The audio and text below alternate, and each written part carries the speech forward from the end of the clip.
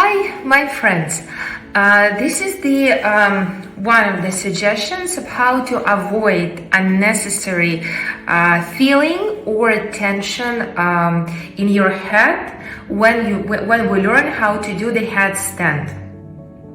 So when the body doesn't have enough maybe muscle build all over the place, we may have the tendency to use the wall in the practice because it's easier to rely on something behind us, right? Especially when we are upside down, which is totally understandable.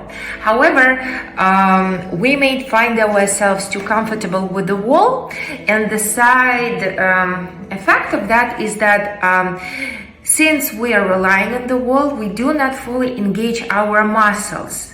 And we might develop the dynamic when we do not fully engage our muscles, but we're still in the pose. The result of that could be additional pressure on the head.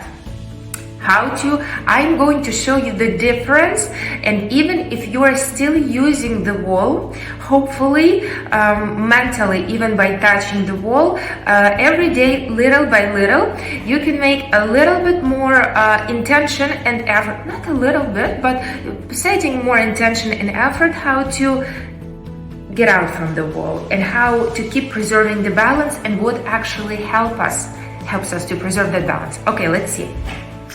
So let's say we're starting practice with the wall. I'm going to be sideways, but let's imagine that there is the wall behind me.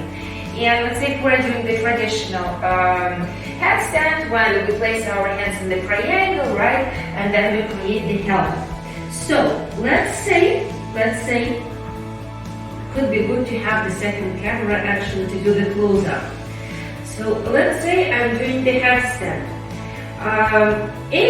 Imagine I have the wall behind me, I put my maybe toes on the wall, and you see what I can do? I maybe can not engage my stomach, maybe, the lower back would be too loose, and I am not very much mindful about my hands, about the muscles in my upper arms, because, I'm still working, right? So it's kind of like a little bit of a curve. And what we've noticed that sometimes even if the students do not have, the actual curve like this, but still the lower back is loose. So this part of the body is loose, okay?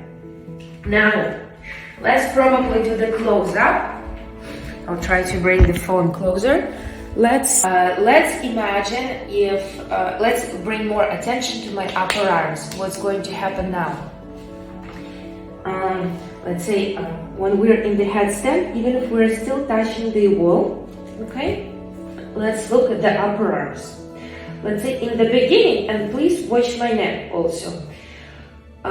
In the beginning, our neck in the headstand could be still a little bit collapsed. A little bit, not too much. And we need still learn where is that perfect spot for our head, for actually headstand. And all of this process also puts additional pressure. Now look what I'm doing with the shoulders. Zhouk. You see how I straighten the shoulders? So by straightening that shoulders, it helps automatically to build up the alignment with the body. So you see the difference? Loose, zhouk, straightening. And actually, when you straighten your shoulders, you get more support when you want to practice different variations of the, it's hard to speak when you're upside down, different variations of the headstand, and you want to switch hands in the pose. So you see, when I'm here, and let's say if I want to put my hands, I still can, but it's a little bit less support. Oops. Versus zhouk, chuk, because my upper arms are engaged. And because my upper arms are engaged, this part is engaged. And from this position, I'm shook. Then when we have the structure with the shoulders and we keep our shoulders more engaged, we receive additional ease in our neck. And again, it releases the pressure from the head in the headstand, which means that when we're doing the headstand, it's not like the feeling that we're doing the headstand with the full head, that the head, is engaged in the process. Actually, in headstand, only one part of the head is touching the floor. Is touching because the whole body is engaged. If you want to experience more, or if you want me to help you to get into the pose, come to our classes. And actually, I'm recording the video because one of folks that comes to my class, and I know her really well, she asked me a question. But I think it could be helpful for many people. Come to our classes Saturday, 12 o'clock. Message me if you're interested, or join us in our 30 days yoga challenge. Again, give yourself a gift. Right now is January, perfect time to start new beginnings. Okay, have a great Sunday.